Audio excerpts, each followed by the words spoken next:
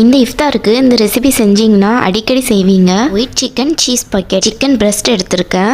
அதை நல்லா குட்டி குட்டி க்யூபாக கட் பண்ணிவிட்டு கொஞ்சமாக தண்ணியில் கொஞ்சம் உப்பு ஆட் பண்ணி இதை வேக வச்சு எடுத்துக்கலாம்.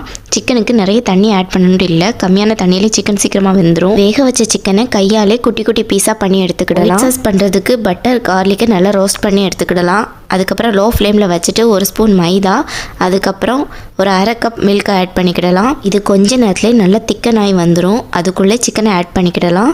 லாஸ்ட்டாக சீஸ் ஆட் பண்ணி ஸ்டஃபிங் ரெடி ஆகிடுச்சு. சமோசா சீட் தான் எடுத்திருக்கேன். இந்த மாதிரி 2ஆக வச்சு நடுவில் நம்ம பண்ணி வச்ச ஸ்டஃபிங்கை வச்சுக்கிடலாம். இதுக்கப்புறம் எக்ஸ்ட்ரா சீஸ் கொஞ்சம் ஆட் பண்ணியிருக்கேன்.